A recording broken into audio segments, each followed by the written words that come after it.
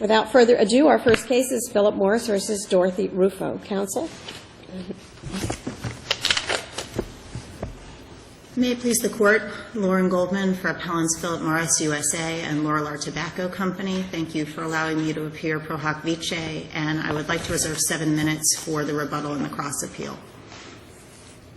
The trial court in this case erred by refusing to give the defendant's proposed supplemental instruction on the statute of limitations, which would have informed the jury that the critical date for accrual was not diagnosis of Ms. Ruffo's disease, but rather the date on which it manifested itself to her in a way that demonstrated a causal connection to the cigarettes that she smoked. The first DCA held in the Jewett case, which is cited in our brief, that the failure to give this instruction was reversible error. So the question now is whether this Court will agree with Jewett or will create a split in the law. This Court hasn't given that instruction as of this date, am I correct? It was given by the trial court in the Frazier case and was quoted by, but that there was no appeal on that issue in Frazier. Right. And Frazier is right now up at the Supreme Court. It is on an unrelated issue, right, on the statute proposed. This instruction that the defendants proposed was a correct statement of the law. It was identical to the instruction that was held to be required in Jewett. The first paragraph of the proposed instruction came from the Florida Supreme Court's decision in Engel, where the Court held that the critical event is not when an illness was actually diagnosed by a physician, but when the disease or condition first manifested itself. And the second paragraph of the proposed instruction explained what manifestation means in language that was drawn from the Florida Supreme Court's decision in Carter, which held that the question is when the plaintiff knew or should have known that the effects of smoking cigarettes manifested themselves to the plaintiff in a way that supplied some evidence of a causal relationship with cigarettes. So this proposed instruction was straight out of those cases, and it's a correct statement of the law. It also was supported by the facts of this case. The instruction was completely consistent with Frazier. The only instructional issue in Frazier was whether the instruction in one of these cases involving creeping disease should identify the disease that the plaintiff had or whether it should say injury, which tracks the standard instruction. We amended our proposed instruction at the charge conference so that it said COPD, so it was completely in compliance with this Court's decision in Frazier. Jewett is completely on all fours here. Is Jewett exactly on fours? If in Jewett, we're talking about when the notice comes up, is that when you're sick, you should have known, you knew, or when the diagnosis comes in. Wasn't the plaintiff there deceased? The plaintiff there was not subject to being questioned. Counsel, continue. Judge Levy had a question. Judge Levy had a question about whether it matters that Jewett was a wrongful death case and this is a personal injury. And couldn't be cross-examined or examined or things like that as far as when she knew what was happening to her or when she might have perceived health problems or difficulties or symptoms. That's right. I'm asking if that takes away from being on all fours. It really does not, Your Honor, for a couple of reasons. One is that the accrual date of the statute of limitations is not something that depends on whether the case is a wrongful death case or a personal injury case. Carter, from which this rule comes, was in fact a personal injury case, and the Court in Jewett relied on Carter to hold that the instruction was correct. No, I'm not worried about the accrual date. I'm worried about your position is, let's not go just when she's diagnosed this. This young lady should have known this years ago. She had all these symptoms, COPD, whatever you want to call it at that time. But in Jewett, you could question this plaintiff in this case, Ruffo, about when she first got sick, when did she know this, what did she read, when did she start coughing or whatever, have trouble breathing. Jewett, you can't question the plaintiff, and I'm asking if that makes a difference. It does not. The language from Jewett is broad and general. I would point the Court to the place where the Court said it's error not to give legally accurate and factually relevant non-standard instructions that supplement standard instructions in a way that enhances the jury's understanding of the law.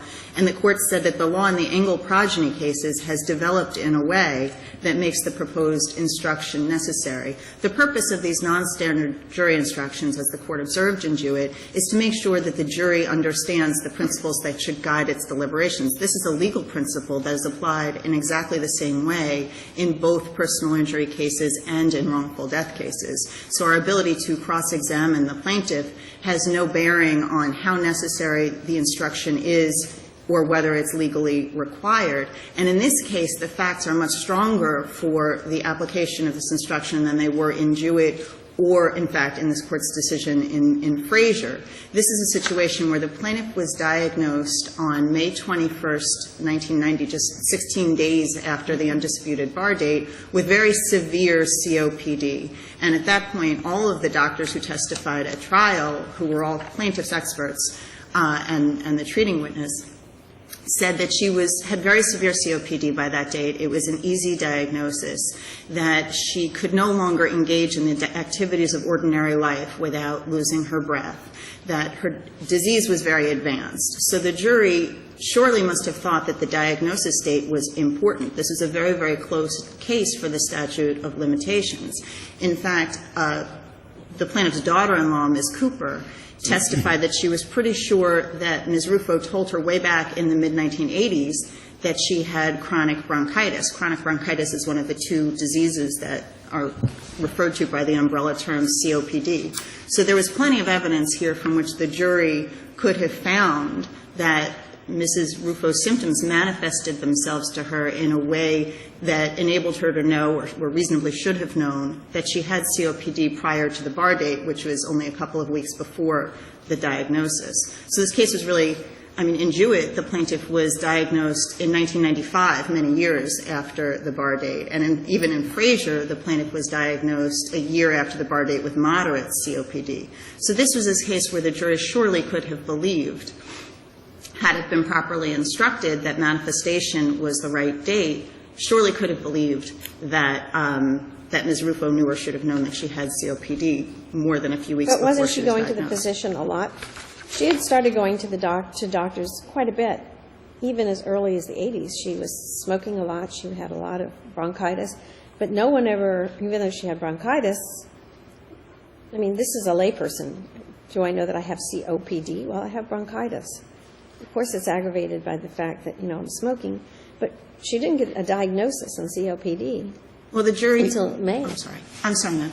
Your Honor. The jury could have found, we're not saying that we're entitled to judgment on this issue. The jury could have ruled against us on it. The point is that there was plenty of evidence to get to the jury on this issue, especially in light of the testimony that by the time she saw the doctor, she couldn't climb a flight of stairs or make her bed in the morning or cross a toll plaza without really running out of breath. All of the doctors who testified said that her condition at that point was very severe. So if the rule that was announced in Engel and Carter and reiterated by this Court in Frazier, that it's manifestation and not diagnosis, is to mean something, there has to be a non-trivial set of cases where the statute of limitations accrues prior to the diagnosis. The proposed, or the instruction from the first in Jewett talks about COPD. Is it necessary that the plaintiff know that they have COPD, or just that prior to, for the statute of limitations, that they have some disease that equates to COPD, such as bronchitis or something like that? The Court held in Frazier that the instruction itself must say the name of the disease. But encompassed in the concept of should have known that she had COPD, she told her daughter-in-law, Ms. Cooper, that she had chronic bronchitis. Chronic bronchitis is another word for COPD. So based on that alone... Well, that's what I'm trying to say. She doesn't have to say to somebody or say, gee whiz, I have chronic obstructive pulmonary disease, COPD. No, Your Honor, she does not. Yeah. She does not. If she knew that she had this serious disease, the jury could find that, somebody with these serious symptoms should have gone to a doctor earlier and would have been diagnosed. This Court left that possibility open in Frazier as well. So there was certainly ample evidence on this record for the jury to find that she knew or should have known more than a couple of weeks before she was diagnosed, as of the bar date, that she had COPD. This is not even a close case for the statute of limitations. And although we're not looking for judgment on this, we certainly think there was at least a jury issue. If the Court doesn't have further questions, I'd like to reserve the rest of my time.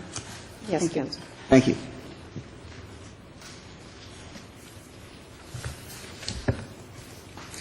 Good morning. I'm Chris Gottfried on behalf of the Farrell Law Firm, appearing for the appellee cross-appellant, Dorothy Ruffo.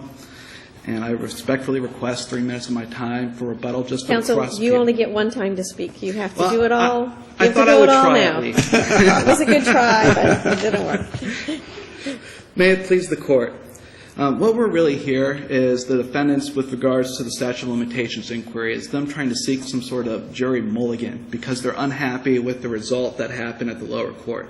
And the reason that's important, and what they're not really focusing on here on appeal, is their own conduct. And why is that important? Because we had a jury finding that Mrs. Ruffo detrimentally relied on concealment of the health effects of cigarette smoking.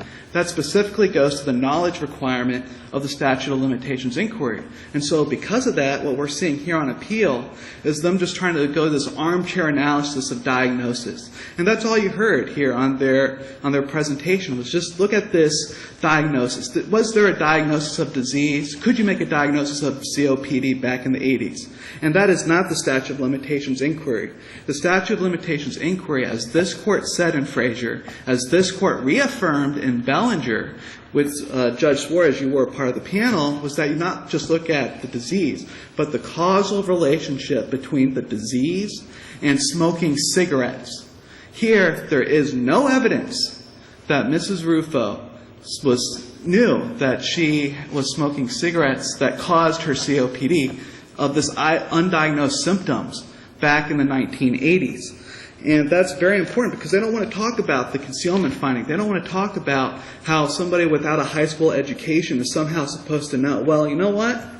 My respiratory ailments in the 1980s somehow means that I have COPD that was caused by smoking, when her doctors didn't even tell her that smoking was causing her symptoms back in the 80s. It was not until she was diagnosed that that happened. And that's why this court in Frazier rejected, reversed, and remanded on the statute of limitations issue regarding this disease focus, because as this court said, is that you cannot file a suit based solely on symptoms. You must have knowledge that those symptoms are a specific angle qualifying disease that is caused by smoking. And that's why. So this issue was before this court in Frazier, and this issue was reversed in Frazier. And so because of that, we're not supposed to look at the disease, we're only supposed to look at knowledge. And we're looking at Jewett. You want to talk about Jewett. And Judge Levy, you're perfectly on point here. Jewett does not apply in this situation. One, what happened in Jewett was we actually had jury confusion in Jewett. We don't have that issue here. Why? Because Mrs. Ruffo was subject to cross-examination. The jury knew about what was going on with Mrs. Ruffo's state of mind in the 1980s. They had her. She testified live. Two, the trial court in Jewett actually found that their proposed instruction was a correct statement of law. The only reason that the trial court in Jewett decided not to give that instruction was because he thought that giving this instruction would tell the jury how to decide the case. That did not happen here because the trial court here Was there any evidence here that in the 80s she was told to stop smoking? She had she was having emphysema, chronic bronchitis, and she said then she was advised by a physician, you have to stop smoking. No, it wasn't. Her treating physician, her OBGYN, did not know that it was didn't know that she had COPD or emphysema or chronic bronchitis. She had several bouts of pneumonia throughout the 1980s. That's what happened. And so when you looked at her relatives during that time. Said stop smoking. She was told to stop smoking. As far as I'm aware, nobody really came up and said, Dorothy Ruffo, stop smoking. But nobody made that link between her coughing, between her spurious bouts of pneumonia, that this was caused by smoking. Nobody made that link that occurred. It's not in the record that actually happened. Well, did someone have to come up and say, make that link? I mean, you're coughing, you've got bronchitis, you have pneumonia. A physician says, you got to stop smoking. You don't make a link between the fact that you've got this, you're breathing through your lungs. I mean, who has to come up and say that? I mean, a high school education doesn't mean you're totally... Well, it really does matter. And the reason that matters is because you have to go back in time to the 1980s and what this whole campaign to create doubt that the tobacco companies were creating.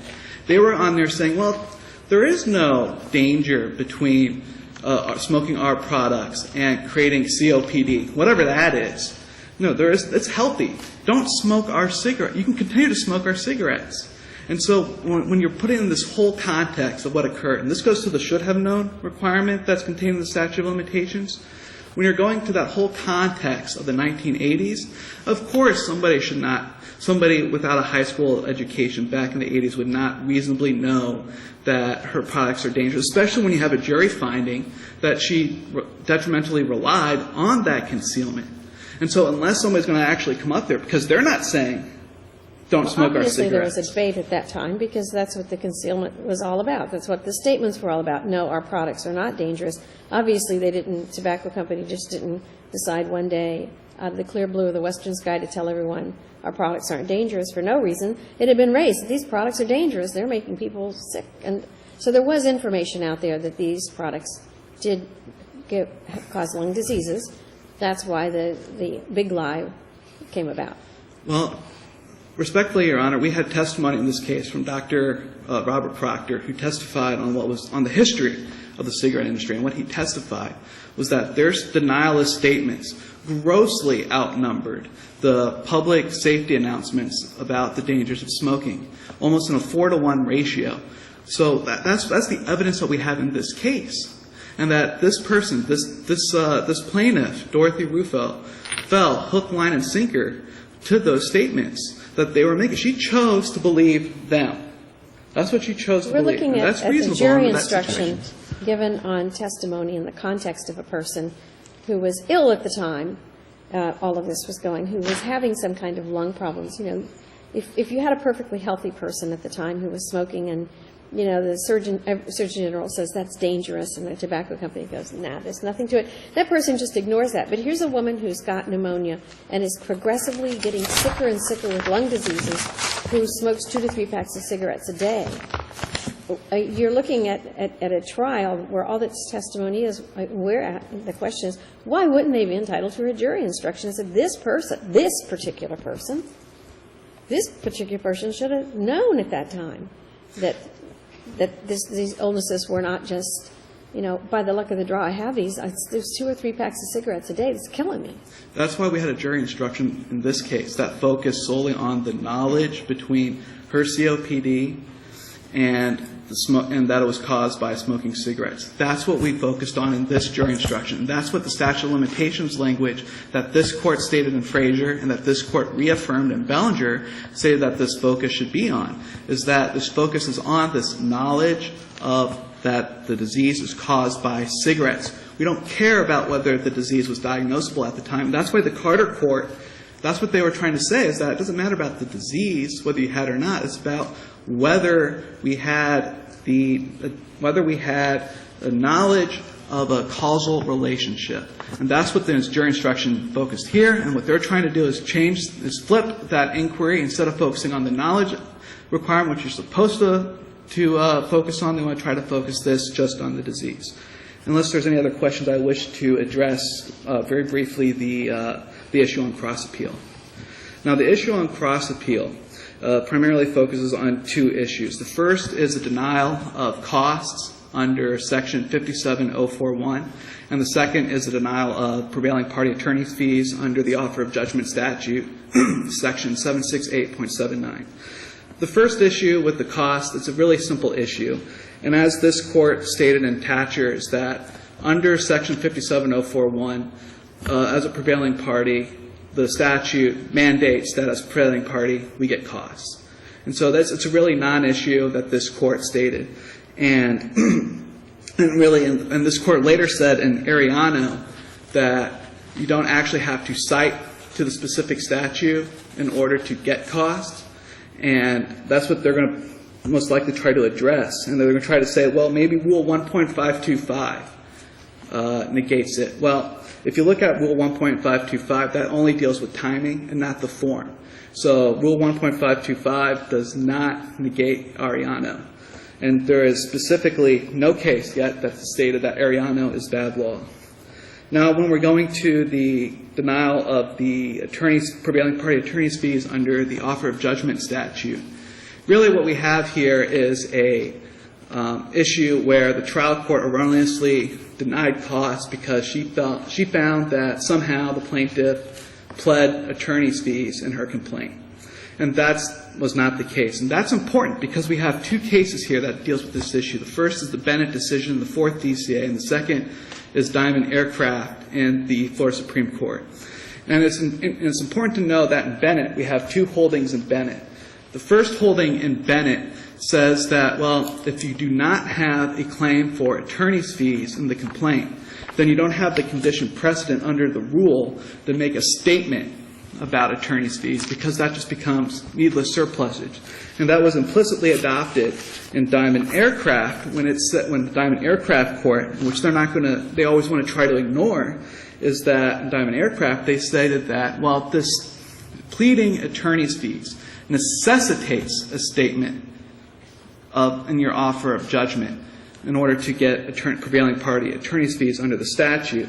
And that's really the cusp here, because what Diamond Aircraft then did was they called into doubt Bennett's second holding, which was based on a hypothetical where Bennett said, well, assuming the plaintiff did plead attorney's fees, well, when that instance happens, then you can have a broad language in your proposal for settlement, and that will cover it. And that's what the Diamond Aircraft opinion, that's what they called into doubt, was that second broad language holding, because it does not comply with the strict construction requirements of the rule. And here, what we have here is when we're dealing with the plaintiff's offer of judgment, what the defendants want to try to do is add in language into the rule. They want to add the phrase "or not" into the rule. And the rule does not say whether or not attorney's fees are part of the legal claim. It just says whether attorney's fees are part of the claim.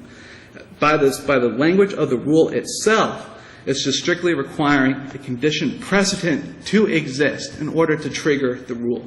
And that's why Bennett is still good law, because Bennett, the first holding in Bennett, recognizes this condition precedent language, that you have to have this claim of attorney's fees in order to start triggering the rule.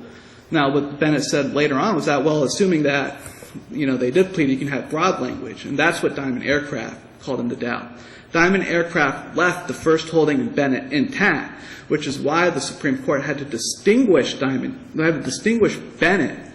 They did not decide to say, well, Bennett is bad law, because you know what? The Supreme Court, they know how to overrule a case. And you don't implicitly overrule a case just like they would do in Diamond Aircraft. All they did was just call into doubt the second holding, and which is why plaintiff's offer of judgment here was a correct proposal for settlement. It complied with Rule 1.442. It complied with the requirements of Bennett, and it complied with the strict construction language of the rule. Now, what they might try to say is that, well, maybe we waived the issue because we didn't have a rehearing. Well, if you look closely to Rule 1.530E, waiver does not occur when you're looking just solely on the sufficiency of evidence backing a ruling. And that's what we have here, because here the only reason plaintiff was not able to recover attorney's fees was because the trial court erroneously found that we made a plea for attorney's fees in our complaint. And that did not happen. And it's because of that. That's why reversal is required when it comes to the fee issue, is because we did not make any claim for attorney's fees in the plea, in the complaint. Counsel, you have about one more minute. You want to bring it to a conclusion? Yes. And so what we're really dealing with here, just to sum up, is that the issue is really, what is Diamond Aircraft's treatment of Bennett? That's really the gist of the issue here for the attorney's fees issue. And if you read closely what Bennett stated, because, again, Bennett had two holdings, the Supreme Court did not overrule Bennett and only called into doubt the second hypothetical holding of Bennett. And that's why, when you look at it, the Diamond Aircraft's case does not add in "or not" into the rule. And under a strict construction interpretation of the rule, we don't add in phrases, and that's what the Supreme Court stated in Hayes. Thank you for your time. Thank you, counsel. Counsel, you have 7 minutes left. Thank you, Your Honor. First, on the main appeal, One of the many differences between this case and Frazier was that this court held in Frazier that there was no evidence that Mrs. Frazier in any way connected her symptoms to smoking. The record here is very, very different. Unlike Mrs. Frazier, who had pneumonia and was sent home with antibiotics and got better, Mrs. Ruffo had considerably more severe and more consistent symptoms. Additionally, Mr. Gottfried, I think, mistook the record a little bit. If the court wishes to look later at our brief at page 3, we describe the evidence about her symptoms. She did not have pneumonia. She had bronchitis, as we noted earlier. She didn't go to her OBGYN. She went to her internist. And he told her that because she was having these lung symptoms, she should quit smoking. When she was asked at trial if Dr. Rice, her internist, told her to stop smoking, she testified they all did, meaning all of her doctors told her to quit smoking. So this is a very, very different case from Frazier on those grounds. Additionally, our proposed instruction directly told the jury to consider what she knew about the health risks of smoking and said that manifestation in terms of what that requires, it requires that the smoker be able to connect her symptoms to smoking. So the proposed instruction addressed both the development of the symptoms and the fact that the plaintiff had to have known or should have known that those symptoms were connected to smoking. Jewett did not rest on any kind of jury confusion. The jury in Jewett did send out a note, and the trial court in this case thought that that was relevant, but it really wasn't, because the first DCA said there that we independently find sufficient prejudice to warrant reversal, regardless of the fact that the jury sent a note. And that makes sense, because in terms of determining whether a jury instruction is correct and is warranted, the trial court can't know in advance whether the jury is going to be confused. The court in Jewett said it was prejudicial because both sides had argued about the statute of limitations in their closing, which was also the case here, and because the statute of limitations is a very fact-bound, jury-intensive kind of an inquiry, and because it's potentially dispositive, and it certainly was potentially dispositive here. Turning briefly to the cross-appeal. On the fees, plaintiff says that this whole case is about whether Diamond Aircraft overruled Bennett. It's not. There are so many problems with plaintiff's appeal on the fees issue that this court can address the interaction between Bennett and Diamond Aircraft, but it certainly does not need to. The issue here is that plaintiff didn't just waive this issue. Plaintiff did waive this issue. Plaintiff never argued below that the court should excuse the deficiency in her proposal because she didn't plead a claim for attorney's fees in her complaint. But she invited the factual error. Plaintiff says in her appellate brief that it's astonishing and perplexing that the trial court found that she had pled a claim for attorney's fees in the complaint, but that's what plaintiff told the trial court. Plaintiff's only response on this issue in the trial court was that the rule required her to state both whether the proposal included attorney's fees and whether attorney's fees were part of the legal claim, and plaintiff said that she met both of those requirements. She said, if you look at my proposal, it says that it includes attorney's fees and that the attorney's fees are part of the legal claim. So this is not some situation where a plaintiff had no way of knowing that the trial court would reach that result. Plaintiff invited that result. And then plaintiff didn't move for rehearing to correct the error. In addition, plaintiff is wrong on the merits. Bennett was decided by the Fourth DCA prior to the Florida Supreme Court's decision in Campbell.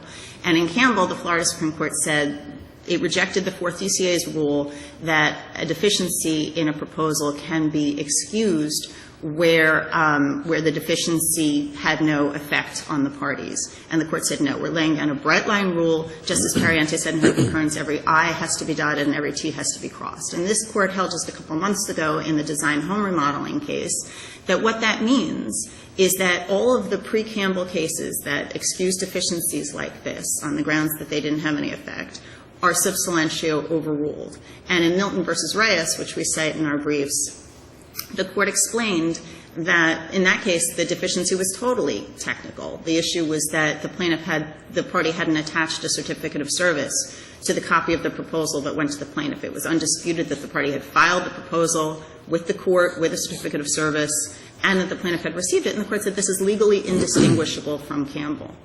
And even if plaintiff were entitled to the benefit of the doubt and somehow some portion of Bennett did survive, it wouldn't matter because the proposal here was ambiguous. The proposal said that it included fees, if the fees weren't part of the complaint, then I don't understand how the proposal could include the fees. There was a lot of ambiguity here. So this isn't even a case where the plaintiff could possibly be excused, where the deficiency could possibly be excused on that ground. Counsel, on what basis were costs denied? The costs were denied because because it appeared to the court perfectly reasonably that the plaintiff was only making for a motion for costs under the rules, section 769.79. I'm not sure I have the statute right, and rule 1.442, because the motion that the plaintiff filed said that the plaintiff was seeking fees and costs from the date of the demand as a prevailing party. So the plaintiff was invoking that rule. The plaintiff never suggested that she was seeking costs under section 57.041.